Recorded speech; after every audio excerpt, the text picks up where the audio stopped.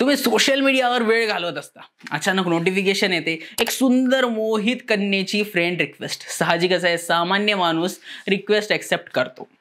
माहिती नाही 2-4 सेकंदात काय होतं, यांना ही लोक लग्नापर्यंतचे स्वप्न बघू लागतात. या माणसांमध्ये जे काही सुरू आहे आता, हे घेऊन डुबणार आहे सगळ्या माफ करा पुरुष प्रजातीला. रस्त्याने चालणाऱ्या लोकांवर देखील यांना 2-4 सेकंदात प्रेम होऊन जातं. आता नाही पता नाही, सरळ बोलायला सुरू. असंच तुम्हाला फ्रेंड रिक्वेस्ट येते, तुम्ही ऍक्सेप्ट करता, बोलणं सुरू होते, एकमेकांचा विश्वास. अब जो है वो तो यही है. नंतर होतो तो स्कॅम. तुम्ही फसता, तुमचे पैसे फसतात, आणि हा असतो हनी ट्रॅप. नमस्कार, मी शशांक आणि तुम्ही पाहताय सत्य पे सत्ता, म्हणजे थोडक्यात पण महत्वाचं. छत्रपती संभाजीनगर मधील एका सरकारी अधिकाऱ्याची 16,59,000 रुपयांची फसवणूक ही केवळ एक घटना नाही, तर वाढत्या डिजिटल गुन्ह्यांची आणि हनी ट्रॅपच्या नव्या स्वरूपाची मोठीच उदाहरण आहे.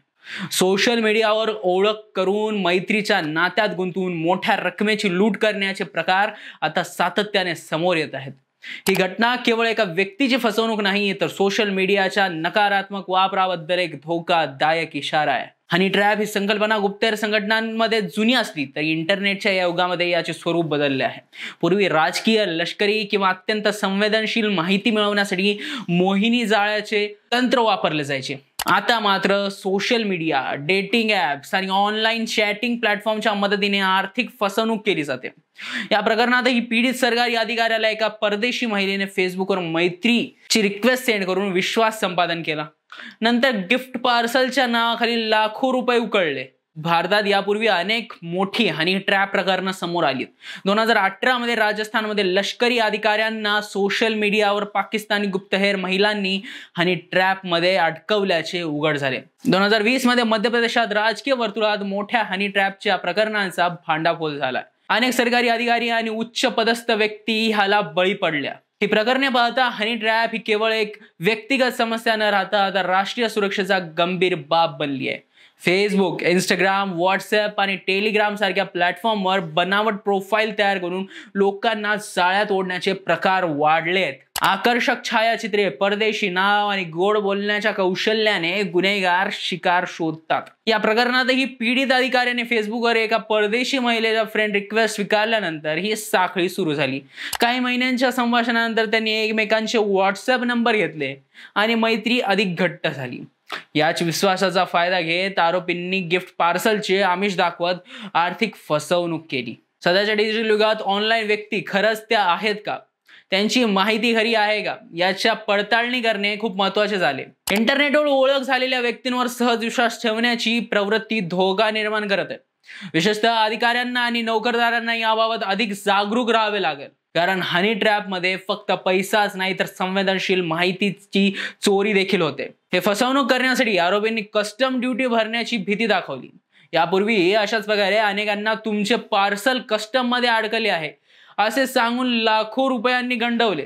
बनावट सरकारी अधिकाऱ्यांचा देखावा निर्माण करून ईडी, आयकर विभाग, कस्टम यांसारख्या एजन्सींचे नाव घेत भीती निर्माण करणे देखील ह्या टोळ्यांची स्ट्रॅटेजी असते. या प्रकरणात पीडित व्यक्तीला 2020 मध्ये फसवणूक झाल्याचे समजले, मात्र त्यांनी तब्बल 5 वर्षांनी म्हणजे 2025 मध्ये तक्रार दाखल केली. बहुतांश लोक समाजाच्या भीतीने आत्मसन्मानाच्या बाबतीत संकोच बाळगून पोलिसांकडे जाणे टाळतात. परिणामी अशा गुन्हेगारांचे मनोबल वाढते. आर्थिक फसवणूक झाल्यास लवकरात लवकर सायबर पोलिसांकडे तक्रार करणे आवश्यक आहे. भारतात सायबर गुन्ह्यांच्या तपासणीसाठी विशेष यंत्रणा कार्यरत असली तरी अनेक वेळा जागरूकतेच्या अभावामुळे लोक उशिरा तक्रार करतात. सायबर क्राईम हेल्पलाईन 1930 आणि सिटी सायबर सेल यांसारख्या सुविधा उपलब्ध असल्या तरी त्यांचा पुरेसा प्रचार नाही. अशा गुन्ह्यांचा आळा घालण्यासाठी सायबर सुरक्षा धोरण अधिक मजबूत करणे गरजेचे आहे. सावधानगिरी बाळगण्यासाठी काही सर्वोत्तम उपाय म्हणजे सोशल मीडियावर अनोळखी व्यक्तीचे फ्रेंड रिक्वेस्ट स्वीकारताना काळजी घ्या. परदेशी व्यक्तींना गिफ्ट पाठवत असल्यास सांगितले तर संशय घ्या. बँक खात्यात मोठी रक्कम जमा करण्याची मागणी आल्यास ती फसवणूक असू शकते. कस्टम, ईडी, आयकर विभागाच्या नावाने भीती दाखवली गेल्यास थेट अधिकृत सरकारी कार्यालयात चौकशी करा. कोणतीही फसवणूक झाल्यास सायबर पोलिसांकडे तातडीने तक्रार करा. छत्रपती संभाजीनगरातील घटना ही केवळ एका व्यक्तीची फसवणूक नाही, तर हजारो लोकांसाठी एक धडा आहे. डिजिटल युगात सुरक्षित राहणे प्रत्येकाची जबाबदारी आहे. भावनात्मक गुंतवणुकीच्या माध्यमातून लुबाडण्याच्या या युक्त्या दिवसेंदिवस अधिक गुंतवणूक होत चालल्यात. त्यामुळे विचारपूर्वक कृती, सावध राहण्याची वृत्ती आणि त्वरित तक्रार हेच या जाळ्यात अडकण्यापासून वाचवणारे मुख्य उपाय आहेत.